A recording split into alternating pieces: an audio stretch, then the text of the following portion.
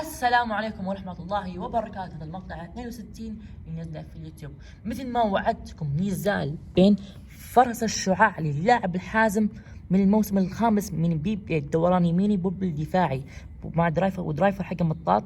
شو هنا درايفر مطاطي ضد وحش البحر او الحوت الابيض للاعب سلام دوران بوب التوازني دوران يميني. لكن الحوت بعد حقه وحوت بعد درايفر مطاطي. شوف هنا درايفر كل هذا هنا احمر وهنا احمر، هنا كلها مطاط. من الموسم الخامس من بيب لاب انا بسوي بينها النزال من 3 جولات، وبعد من النزال بين 3 جولات اني بفكك كل البلوين وبركب وحش البحر هنا. لا يبقى وحش بحر بركبه هنا، ولا فرس الشعاع واللي هو هذا واللي هو الدائر الاخضر بركبه هنا، وبخليهم يبرون ضد بعض. يعني توضيح اكثر زي علبة الحوت الابيض. شوفوا هنا، لا مو هنا، ايوه شوف هنا يتبادل قطع مع فرس الشعاع واللي هو هذا الفرس الشعاع. شوفوا يتبادل مع قطع، يعني واللي هو الحوت الابيض يتبادل مع قطع. شوف هنا يتبادل مع قطع. انا بخليهم يتبرون من 3 جولات.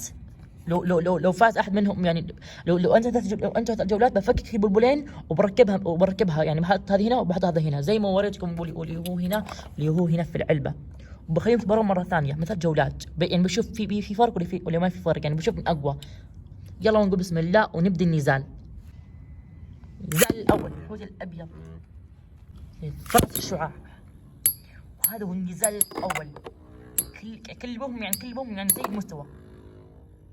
فاز فرس الشعاع للاعب حازم 1-0 ضد على الحوت الابيض. يلا نقول نبدا النزال الثاني. فرس الشعاع الحوت الابيض او وحش البحر. مثل ما شفتوا بعد الجولة الثانية فاز فرس الشعاع للاعب حازم 2-0 بعد طلع برا الحلبة. بعد شو اسمه الحوت الابيض سك يعني في الكاميرا، يعني سك زي كذا طقها يعني. يلا نقول بسم الله ونبدا الجولة الثالثة وهي الأخيرة. فاز فرس الشعاع بنبدا نفكك البلون ونقلبها مع بعض. يلا نقول بسم الله ونبدا الجولة الثالثة. فرس الشعاع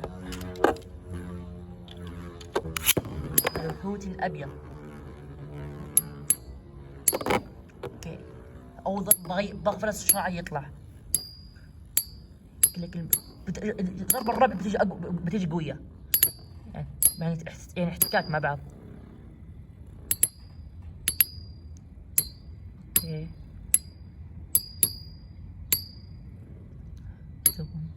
فرس الشعاع بيخسر، بدا يفقد الطاقه من الحوت الابيض ما يستمر. واذا كنت ما انت مشترك لا تنسى تشترك وتفعل الجرس تسمع يوصلك كل جديد. فاز وحش البحر 1 والفرس الشعاع هو 2. فرس الشعاع من نمط توازني، يعني يقلب من توازني او دفاعي الهجومي. اتوقع يعني انه هجومي من زمان، يعني زمان مره فتحته لكن ما اتذكر نمط. اتوقع اني نمط دفاعي او هجومي لكن ما اتذكر نمط حقه. الله ونقول بسم الله ونبدا الجوله الثالثه. فرس الشعاع وحش البحر، وهذه هي الجولة الثالثة. سواء الحوت الأبيض بيطلع الإحساس، يعني المفروض بلال طلع شرار لكن ما أدري ليش ما طلع شرار. أتوقع عشان خطورة يعني، عشان كله حديد لكن بس اسمه صوت صدى أو يعني صوت يعني نتيجة احتكاك. اوكي ما في أي حماس بعد، ما في قوة. مثل ما تشوف يعني فاز، يعني كنا بيفوز وحش البحر. اوكي هو 2-2 وحش البحر او الحوت الابيض فاز على فرس الشعاع، يعني النتيجه صارت 2-2 تعادل. والحين نبدا بالجوله الاخيره واللي هي الجوله الثالثه والحاسمه ونشوف من يفوز. يلا نقول بسم الله ونبدا الجوله. وحش البحر، وهذه الجوله الثالثه والاخيره، لكن اتوقع انه بيفوز بوحش البحر او الحوت الابيض على فرس الشعاع مره ثانيه. اللاير او الحديد الديسك حق الحوت الابيض شوي كبير، اما فرس الشعاع يعني نحيف وحاد. احس انه لكن فاز الحوت الابيض. النتيجه واضحه عشان فرس الشعاع بده يفقد الطاقه او الضرب خصوم حقته. صارت ريمونتادا، فاز الحوت الابيض 3 والفرس الشعاع 2. والحين بفك الحوت الابيض وبفك فرس الشعاع وببدل بينها قطع. لكن فك انك فرس الشعاع مره من زمان ما فكيتها، يعني ولا مره فكيتها. اخاف لو فكيت اخاف ما يتركب، لكن بفكها. يلا ونخليكم مع المقطع. جبت هذه، لكن هذه ترى تقليديه مو بصديه، لكن بفك فيها. اول شيء بفك فيها الحوت الابيض. عندكم انا الحين اصور الفجر، عشان كذا يعني شوي عندكم واضح.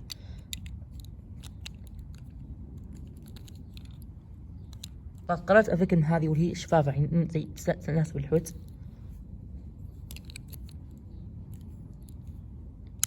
اوكي فكيته.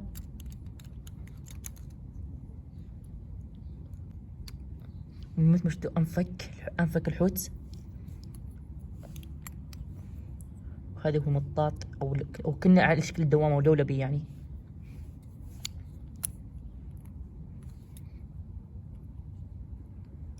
مشتو هذا هو لاير الحوت الابيض. مشتو انفك. شوفوا هذه العين كأن عينه قوس اللهب او الرمح حقه. وهذا هو او الديسك حق الحوت الابيض.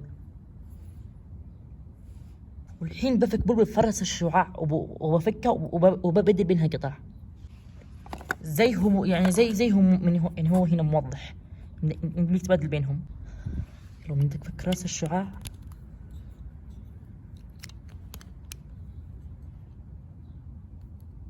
بس شوف من زمان يعني من زمان ما فكيتها.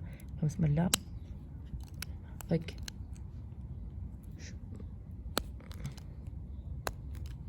ما فك بعد. يا جماعة اللاير مرة ثابت مرة. شوفوا ألفه بقوة ما يلف. أنا أخاف ألفه بقوة ما ينكسر اللاير حقه ينكسر، لكن إن شاء الله ما ينكسر.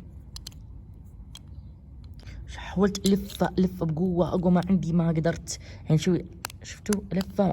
سمع والله العظيم إني ما أستهبل، أنا قاعد ألف بقوة ما يطلع. والله أنا ثابت يعني ثابت قوة، يعني كنا حط عليه اسمنت. ثابت مرة ثابت. شوفوا ها قدامكم ألفه. ها والله إني ما أستهبل قدامكم، ألفه قدامكم بعد أقوى ما عندي. شوفوا بعد ما يفك، والله ما يفك. ألف بقوة ألف بعد قوة ما يفك. ها شفتوا؟ ستوب. ما ثابت. شو ما تحرك بعد ما تحرك يعني زي ثابت. شفتوا ثابت مرة ثابت. بحاول ألف مرة ثانية. إن شاء الله بحاول بعد لما زينها. بحاول أفكه وبرجع لكم. اوكي يا جماعة اللي فكيته وخير لفيت لما انفك. يعني عشان اتوقع عشان من زمان يعني مرة من زمان ما انفك يعني من زمان ما فتح. عشان كذا يعني من زمان مرة ما فكيت. قبل 6 سنوات، تخيل 6 سنوات قبل شريت من صف ثالث ابتدائي والحين صف ثاني ثانوي جلستي اولى ثانوي. ما شاء الله اذكر ربكم. يعني انا شريت من ثالث ابتدائي الى اولى ثانوي يعني ما فكيته توني افك الحين. شوفوا انفك اللاير جاي على شكل وش اسمه ازرق او كريستالي يعني او زمر. نسيت شو اسمه زمردي او لا يعني ازرق شوي مع بنفسجي. وهذا هو اللاير فرس الشعاع. الستيكر حقه ايام بداية الموسم الخامس او ماركة حديدية. شوف هذا هو اللاير حق فرس الشعاع. جيني هنا واللي هو حديدة فرس الشعاع هو الديسك. شوف شكله جاي كيف. شوف يعني جاي هنا اسود يعني شوف يعني ما صار يعني ما جاء ابيض زي يعني جاي ابيض مرة فاتح. لكن شيء هنا جاي كنا اسود عشان قديم يعني اسود يعني لكن مصدي يعني عشان قديم مرة يعني من زمان مرة ما فكيته. جيني هنا واللي هو المطاط او البلبل حقه او الدرايفر حقه او صامولة. هذه ثابتة بعد. هذه ما ينفع بس بخليها كذا. هذه هذا بلبل. والحين جاء الوقت بحط اللاير فرس الشعاع هنا وبحط لاير الحوت الابيض هنا. اول شيء نبدا نحط لاير الحوت الابيض. بحطه هنا زي ما هو موضح. هو واللي هنا موضح بعد ما قطع. شفتوا هذا فرس الشعاع. بدلت بينها. هنا احط لاير فرس الشعاع ولا احط خلاص بحط لاير فرس الشعاع وبحط حق المقبض.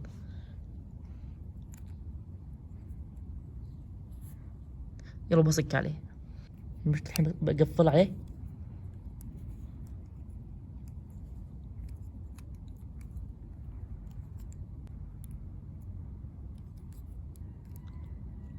اوكي شوفوا انا سكر يعني تقفل يعني خلاص يعني يعني زينته شفتوا، لكن شو اسمه اللاير يعني ما جاء متطابق معه. شوفوا هنا مرفوع هنا منزول هنا يعني هنا رافع هنا في هنا اللاير رايقه فوق هنا نازل تحت رايقه فوق نازل تحت. لو يوضح عندكم شوي هذا شكله. والحين بركب لاير الحوت الابيض مع فرس الشعاع، يعني بحطه هنا لاير بشوف في فرق ولا ما في فرق، يعني بشوف لاير يفرق ولا ما يفرق. بحط مقبض الحوت الابيض بحطه هنا واللي هو هذا بحطه هنا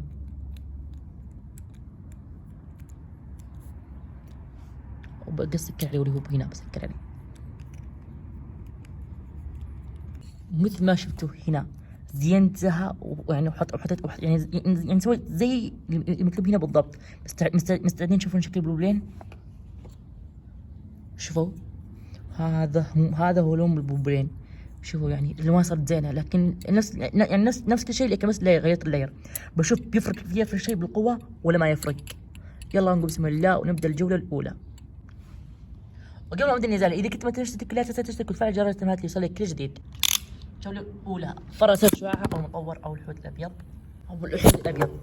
شوفوا مثل ما شفتوا فرس الشعاع من أول ضربة طلع الحوت الأبيض بأول لمسة أول مسعى على طول طلع برا الحلبة. نتيجة 1-0. يلا نقول بسنا ونبدأ الجولة الثانية. هذه الجولة الثانية الحوت الأبيض أتوقع بيطلع من أول لمسة. لا شوف لاير الحوت الابيض يعني طالع برا يعني طالع برا الحيله حق فرس الشعاع. فرس الشعاع بغى يطلع بعد النساء. الالوان اللي بلابس جايه زينه يعني جايه شكل زين. خسر فرس الشعاع. كنا دور الحوت الابيض مع عليه فرس الشعاع كنا يعني كنا في موجة يعني كنا في دوامة تحت يعني كنا دوامة. نتيجة 1-1. يلا نقول بسم الله ونبدأ الجولة الثانية. الحوت الأبيض أو فرس الشعاع. الحوت الأبيض. هذه الجولة الثانية.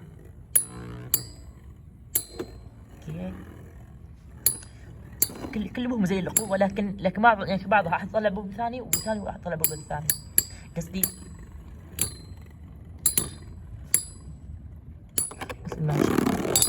خسر فرس الشعاع نتيجة 2-1. 2 للحوت الأبيض أو الحوت الأخضر مع لاير و1 فرس الشعاع. دائما الحوت الأبيض يسويها ريمونتادا على فرس الشعاع يعني على طول يجيبها. مثل فرس الشعاع يفوز أول ثم يقلبها الحوت الأبيض. وشوف يعني النتيجة ثابتة ولا مو ثابتة. يلا نقول بسم الله ونبدأ النزال. النزال الثالث يحسم إذا فاز فرس الشعاع. خسر فرس الشعاع من أول ضربة وفاز الحوت الأخضر أو الحوت الأبيض للاعب سلام.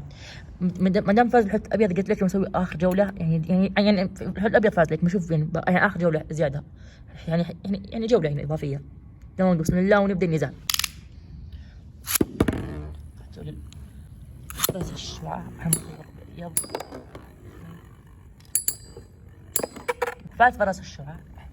مثل ما شفتوا فاز فرس الشعاع على الحوت الأخضر. وإلى يكون هنا وصلنا نهاية مرة. لا تنسوا من لايك واشتراك وفعل جرس التنبيهات عشان يوصلك الجديد. ويلا مع السلامة.